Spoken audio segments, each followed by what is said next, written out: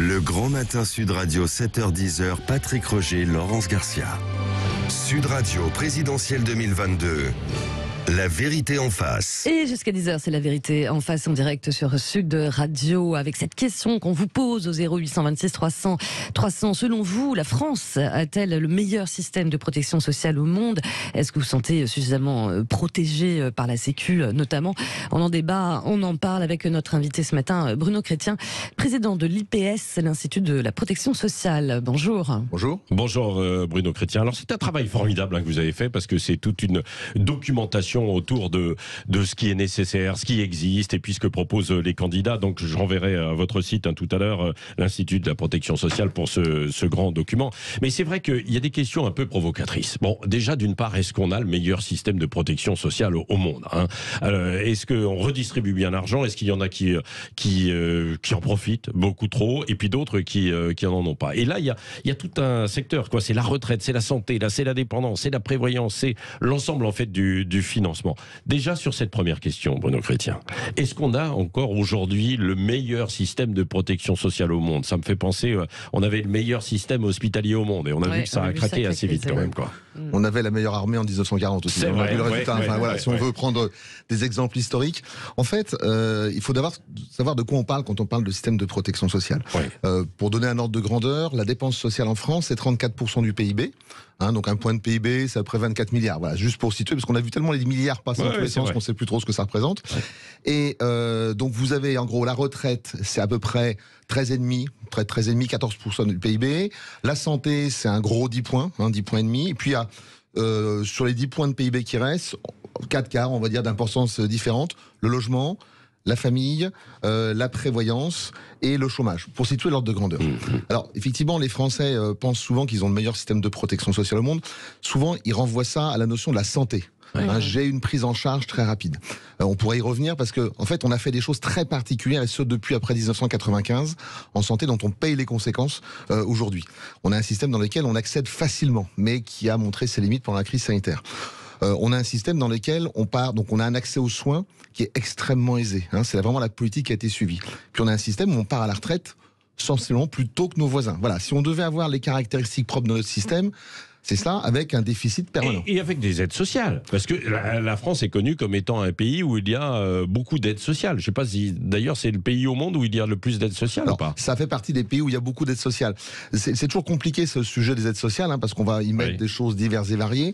On a surtout un pays, ça, je pense que c'est une évolution, on a essayé de le montrer dans l'étude, où on a un décrochage progressif entre, alors sur les techniques, l'effort contributif et les prestations obtenues. En français, ça veut dire quoi? C'est ce que je paye.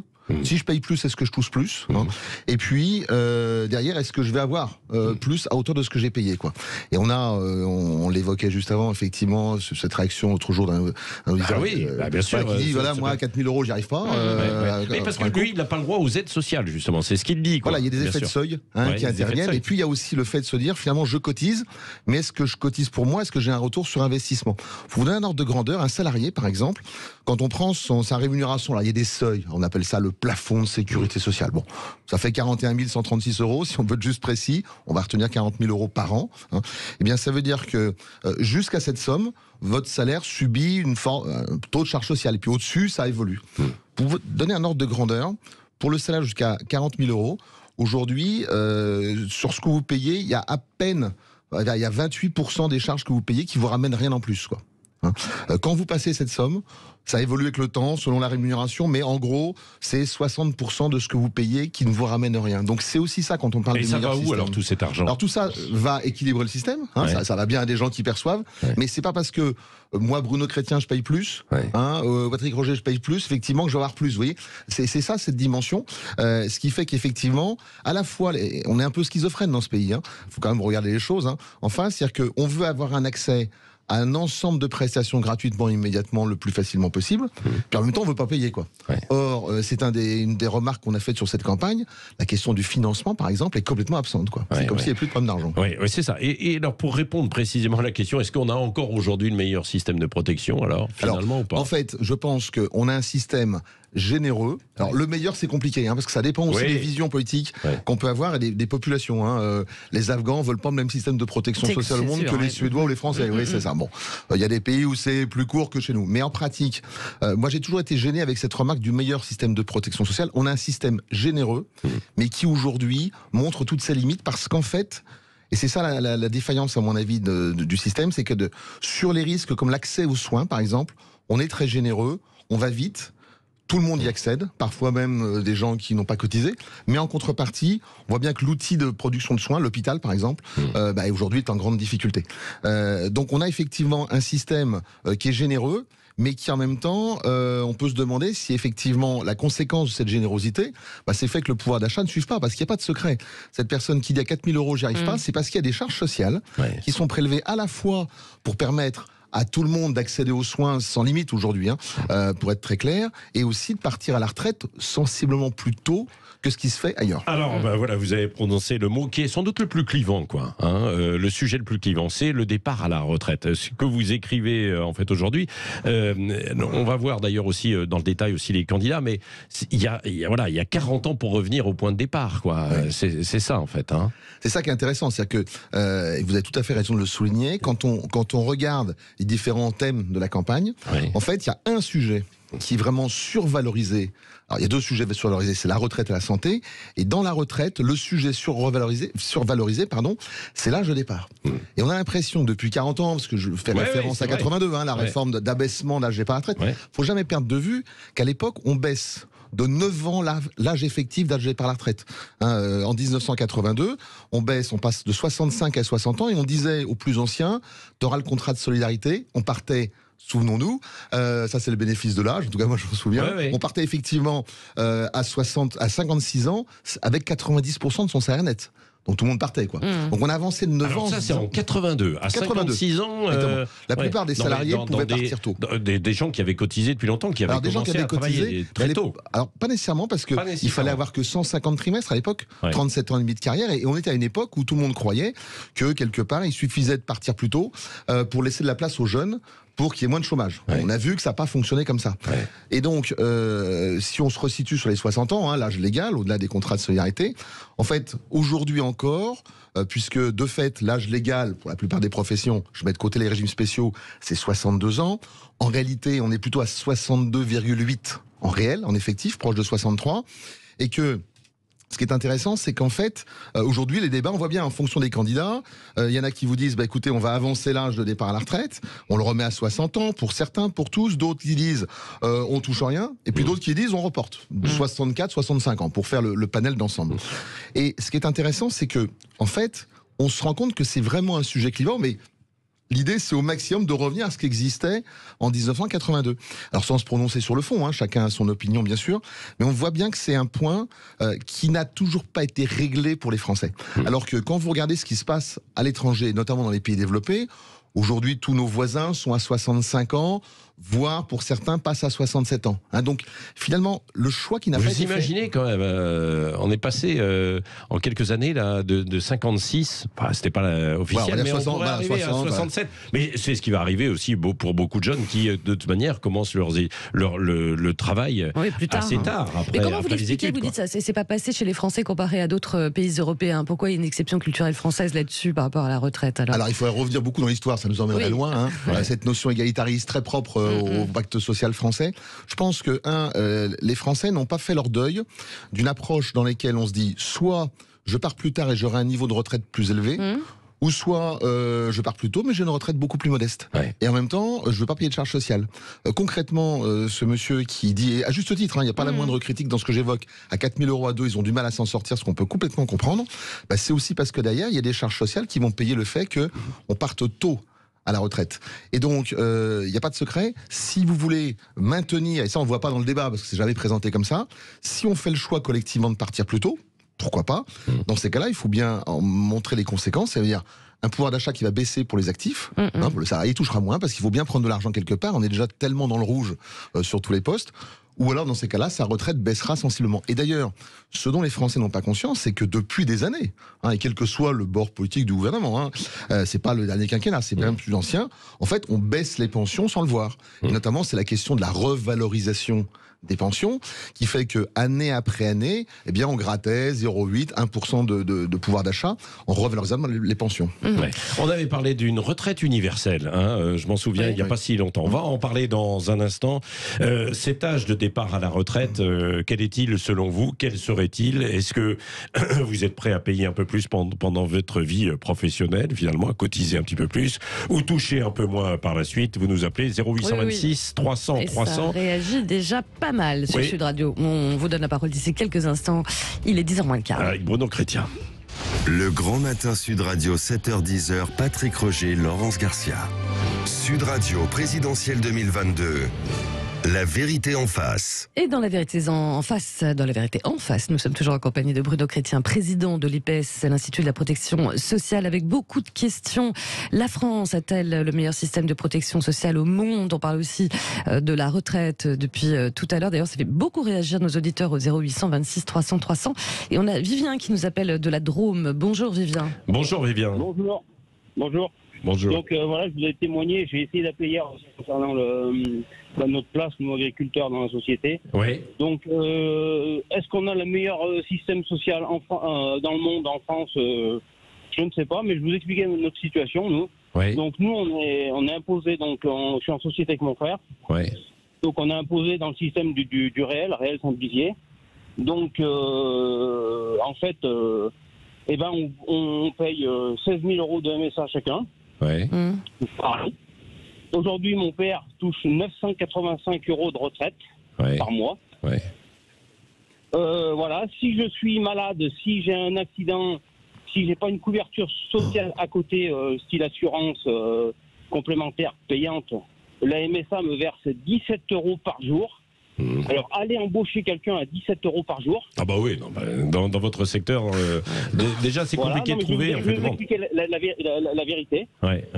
Et en fait, voilà quoi, je veux dire, on travaille, on se lève tous les matins, je suis éleveur, j'ai des poules pondeuses, j'ai des vaches allaitantes. Donc, mais je suis en production d'œufs biologiques en pondeuse et en label rouge en production de viande bovine. On fait de la qualité, on travaille tous les matins, on est en train de on est en train de dégoûter tous les éleveurs de travailler. On se demande pourquoi on se lève le matin, pour qui, pourquoi. Il y a une hémorragie dans l'élevage, c'est terrible. Dans la presse agricole, lisez les presses agricoles, 2023, on annonce qu'on va être déficitaire en viande bovine et en lait. On sera déficitaire en France. Alors que l'on était évidemment excédentaire et que la politique agricole nous avait permis d'avoir effectivement des excédents assez considérables. Je me souviens des années 90, on parlait tout à l'heure des années 80, mais les années 90 jusque même début des années 2000. Et encore là, ça passe à peu près, mais évidemment, là on va vers une crise. Alors restez avec... Oui, allez-y. Et à côté de ça, le président Macron se gargarisait de donner 1 000 euros... par mois aux agriculteurs. Donc aujourd'hui, mon père ne les touche pas parce que dessus il y a la CSG et la CRDS dessus. Donc même sur des montants de pension de ce niveau-là. Donc voilà, je veux dire, mon père a travaillé toute sa vie. On a donné des cotisations sociales et on a rien quoi. Et aujourd'hui, on n'a pas de tout. Enfin, je veux dire, voilà. Et aujourd'hui, on nous dit que le président Macron c'est merveilleux, c'est formidable, il va repasser parce que tout ce qu'il fait, il n'y a que lui. Ouais. Écoutez, non. Tout le monde n'est pas emmanché avec des cabinets McKinsey et a participé dans son ancien métier au niveau de la banque Rothschild, a touché des millions d'euros de commission. Peut-être qu'il les méritait. Mais dans le fond, après, quand on voit son patrimoine qui déclare 500 000 euros, il faut arrêter de prendre les Français pour des lapins de 6 semaines. Donc moi, je vais vous dire aujourd'hui, j'appelle à voter Éric Zemmour. Bon, alors ça, oui, ça c'est autre chose. Vous faites de la campagne. Sera décompté. Mais non, mais oui. Alors Bruno Chrétien, sur cette protection justement, parce que c'est la protection sociale. Alors là, ce sont les agriculteurs, il y a les indépendants, et ça c'est un point de faiblesse également. Hein. Voilà, la question agricole, je la connais un petit peu, effectivement, et je comprends parfaitement ce que dit notre auditeur sur le plan, effectivement, du niveau de prestation offert. Le sujet, en fait, pour une part, part, hein, au niveau agricole, c'est surtout le problème du prix, plus que de la protection sociale. C'est qu'on a un vrai problème de prix agricole où les exploitants ont souvent beaucoup de mal à valoriser en fait leurs prestations pour toutes sortes de raisons, mais c'est pas le sujet du moment. En revanche, effectivement, on a des écarts. Le système de protection sociale des indépendants, il a été conçu pour laisser plus de marge de manœuvre. Vous savez que les indépendants, il y a les agriculteurs, hein, comme monsieur, il y a les artisans commerçants, et puis il y a les professions libérales, hein, pour schématiser les trois grandes professions. On a aujourd'hui encore dans notre système des systèmes où il y a une forme d'injustice, parce que par exemple, quand on est salarié, alors je ne veux pas rentrer dans la technique, mais quand on est salarié, eh bien, quand on verse des cotisations sociales pour sa protection sociale, on ne paye pas des charges sociales sur les cotisations. Hein. C'est un peu comme de l'impôt sur de l'impôt, la CSG non déductible, c'est le même principe. Eh bien, aujourd'hui, quand vous êtes salarié, on ne paye pas de charges sur les charges. En revanche, quand on est indépendant, on paye des charges sociales sur les cotisations facultatives en contrat Madelin. Donc, c'est étonnant parce que on a une forme de discrimination, et là, monsieur a raison sur un certain nombre de régimes. Les indépendants subissent encore finalement des discriminations par rapport à ce qui pouvait exister. Et alors, ce qui est intéressant, c'est qu'on ne parle, sans rentrer dans la technique, absolument pas de ce sujet pour la campagne, alors que, si on se rappelle, il y a 5 ans avant, on ne parlait que de la fin du RSI. Vous vous souvenez du fameux régime social des indépendants? Il y avait des problèmes, hein. Mais tous les candidats avaient des idées là-dessus. Là, plus personne. Les indépendants, comme d'autres sujets, alors sont maintenant... on encourage de plus en plus les gens à être indépendants, quoi. Exactement. C'est tout un paradoxe dans notre société. Pour revenir aussi à la retraite, alors, quel serait le bon cursus, le bon curseur pour que le système soit encore équilibré et pérenne, quoi? Alors, faut avoir l'ordre de grandeur, parce qu'en fait, la retraite, c'est un sujet assez simple, hein. Soit on baisse les pensions, soit on reporte l'âge de départ à la retraite, soit on augmente les cotisations. Alors, objectivement, si on continue à augmenter les cotisations, si on le fait sur le travail, là, on a un vrai sujet, parce que là, c'est la question des 4 000 €, on prend des prélèvements supplémentaires, et surtout, l'entreprise, les salariés doivent bien avoir à l'esprit, hein, quand on rajoute le super brut, c'est-à-dire en intégrant les charges patronales, ça coûte extrêmement cher. Ça coûte grosso modo, entre le salaire net et ce que ça coûte à l'employeur, ça coûte quasiment du simple au double, pour faire court. Donc plus vous chargez, moins on redonne aux salariés, donc problème de pouvoir d'achat. Donc l'augmentation des cotisations, elle est compliquée. 2, soit vous baissez les pensions. Alors facialement, c'est quasiment impossible. Attention, la poussée de l'inflation va le rendre plus facile. C'est facile à comprendre. C'est-à-dire que, je dis pas que c'est bien ou pas bien, mais je vous explique la technique.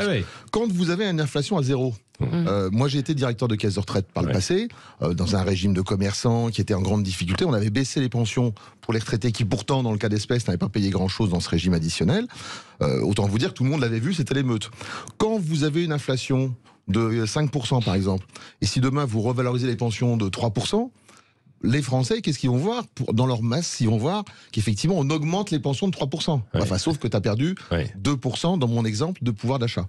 Donc reste la solution du report d'âge de départ à la retraite. Et si nos voisins le reportent, c'est pas dire que c'est la bonne mesure, mais il n'empêche quand même qu'il y a aussi une logique liée à des pays qui vieillissent. N'oublions pas qu'on gagne aujourd'hui encore 3 mois par an, d'espérance de vie, 2 mois et demi, 3 mois par an. Donc à un moment donné, on ne peut pas déséquilibrer complètement, sauf à le faire payer par les jeunes et par les actifs. Donc en fait, le fait de reporter l'âge de départ à la retraite, pour donner un ordre de grandeur, quand vous reportez d'un an, ça permet d'économiser 10 milliards en année pleine. Oui, alors sauf que beaucoup de gens, à partir de 55-56 ans, se retrouvent aussi sans activité. Parce qu'on a encouragé les entreprises à se séparer, entre guillemets, des seniors, quoi. Exactement. Alors vous avez dit, t'as 50 ans, t'es trop vieux, quoi. Trop vieux, effectivement. Quoi. Ah oui, c'est vrai. Moi qui ai 60 ans, vous voyez, en tant que senior à 55 ans, je n'ai pas du tout le sentiment d'être un senior. Mais voilà, 45 ans. Moi, je pense qu'à partir de 80 ans, on commence à être un peu vieux. On le reporte avec l'âge. Mais vous voyez, le principe, c'est qu'effectivement, on a des politiques qui ont été encouragées en ce sens-là. Ça a été calculé tout ça. En fait, quand on gagne, entre guillemets, 10 milliards par an, en fait, on sait qu'on en gagne plutôt que 7 milliards parce qu'il y a entre 25 à 30% qui va servir à des gens qui vont rester au chômage ou en invalidité. Donc la mesure a moins d'impact. Rapidement, 2 autres questions, Bruno Chrétien. D'une part, c'est vrai qu'on a mis en place le tiers payant, c'est-à-dire que aujourd'hui on dépense, mais on va chez le médecin, etc. On s'en rend pas compte, c'est indolore. Est-ce que, compte tenu de nos comptes, il faudrait le rétablir? Et est-ce qu'il n'y aurait pas des incidences ou des conséquences? Et puis l'autre question, ce sera sur la dépendance, mais sur le tiers payant. Alors là, on peut effectivement, je l'exprime en tant que spécialiste de ces sujets, donc effectivement, c'est pas celui qui a la charge de la mettre en œuvre, parce que pour être très clair, supprimer le tiers payant, ça va pas se passer facilement. Non, pourquoi? Parce qu'en fait, depuis 1995, on a une politique, quels que soient les bords politiques des gouvernants, qui a été la même en fait, qui est de dire on facilite l'accès aux soins des Français. Donc le tiers payant en fait partie, mais il y a aussi les contrats responsables, les contrats solidaires, le 100% santé, plein de mesures diverses et variées. Sauf que c'est bien de vous dire, tout le monde a une voiture gratuite, mais est-ce que cette voiture est de qualité? Et quand je dis cette voiture est de qualité, on pense tous évidemment à ce qui s'est passé à l'hôpital, où là les Français se sont rendus compte, un peu terrifiés quand même, que malgré l'engagement des soignants, c'est quand même un métier extrêmement prenant, extrêmement engageant, très contraignant et finalement assez mal payé, quand on regarde l'hôpital, notamment le personnel médical, eh bien on s'est rendu compte que le système il craquait de partout, puisque la crise du Covid, c'est d'abord la crise de la gestion des urgences en la matière. Donc effectivement, il faut certainement se réinterroger sur cet accès généralisé aux soins, parce que quand vous ne payez pas, vous ne savez pas ce que ça a comme valeur. Ça risque de grogner beaucoup. Et puis on n'a pas le temps d'en parler, mais en 10 secondes, la dépendance, ça c'est un problème qu'on reporte en permanence. Alors c'est un problème qu'on reporte en permanence. Voilà, tout le monde est d'accord sur la campagne, tout le monde a des idées sur les aidants, sur les personnes dépendantes. Par contre, personne ne dit comment on va payer. Ce qui m'intéresse, c'est de savoir comment on va payer, parce que c'est là qu'on verra la pertinence. Est-ce qu'il faudrait que les gens payent, cotisent pendant leur vie pour ça? Il y a plusieurs options. Effectivement, soit les retraités on prend sur leur pension, soit effectivement on fait varier les contrats, notamment en ajoutant ce dispositif dans les contrats complémentaires aujourd'hui. Bon, en tout cas, il faut y penser. Merci Bruno Chrétien, président de l'Institut de protection sociale, d'être venu ce matin avec votre rapport. Je pense qu'il est en ligne, on peut le voir probablement en allant sur Institut de la protection sociale.